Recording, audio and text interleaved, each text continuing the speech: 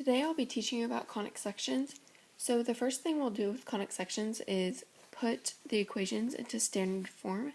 Step one when you're putting an equation into standard form is to group the variables. So we're going to group alike variables and put them into parentheses.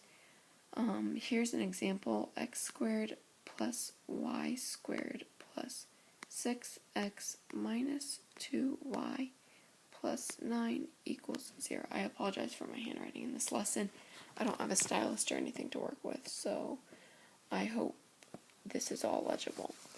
Okay, so the first things first, we need to recognize which variables will be grouped together. So x squared and 6x will be grouped together in this case, and y squared and negative 2y will be grouped together.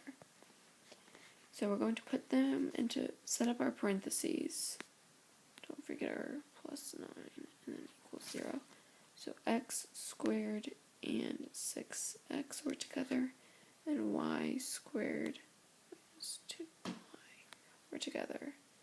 And hopefully you noticed that we did leave these two blanks right here. That's because when we're completing the square, those will come in handy. But before we complete the square, which is our next step, we are going to subtract 9 from both sides to bring 9 onto the other side of the equation. That would leave us with x squared plus 6x plus y squared minus 2y equals negative 9 after step 1. So now we're going to move on to step 2, which will be completing the square.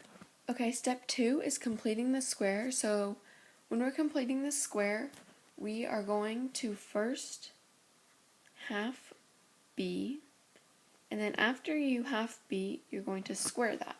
So in our example, we had x squared plus 6x plus y squared minus 2y equals negative 9. So first we're going to deal with 6x. So half of 6 would be 3, and then when you square 3, you get 9. So we're going to add 9 to both sides of the equation. And now, with the other set of parentheses, we're going to half 2. Half of 2 is 1. 1 squared is 1. So you're going to add 1 to both sides of the equation. And now we're just going to write this out a little neater.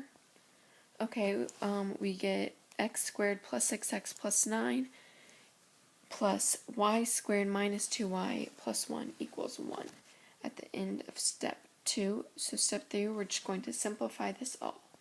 Okay, so the third step and the final step of putting an equation into standard form is to simplify. So what we were left with was x squared plus 6x plus 9 plus y squared minus 2y plus 1. So we're just going to factor the parentheses out, which would, leave you with x plus 3, because factors of c, whose sum equals b. So 3 squared, quantity squared, plus y minus 1, quantity squared equals 1. That is your final answer, final equation, standard form. If you look on your sheet, now we're going into classification. I gave you a key with the equations of a circle, a parabola, an ellipse, and a hyperbola, but we're just going to go straight into the steps on this video. So the first question we're going to ask is, are what x squared and y squared both present in the equation? So in our equation, you can do it even before you put it into standard form, but I just decided to use what we have. In our equation, both x squared and y squared are present.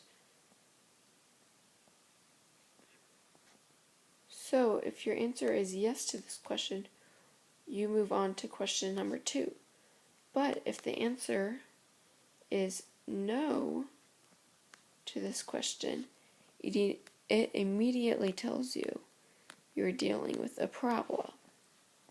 The second question we're going to ask ourselves is, do x squared and y squared both have the same sign, either positive or negative?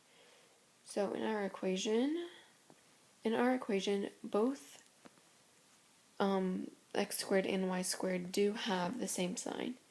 So in this case, we're going to move on to the final question, which is number 3. But if your answer is no to this question, it immediately tells you you're dealing with a hyperbola. So in this case, we're going to move on to the final question. So the third question is, do x squared and y squared have the same coefficient? I'm just going to put the number sign for that. So, in our equation, both x squared and y squared have a coefficient of 1. So if your answer to this is yes, it tells you you are dealing with a circle. But if your answer to this question is no, you are dealing with an ellipse. So hopefully you learned how to put an equation into standard form, and you learned how to classify. I also gave you some practice questions on your guided notes. Again, I apologize for the handwriting on this lesson.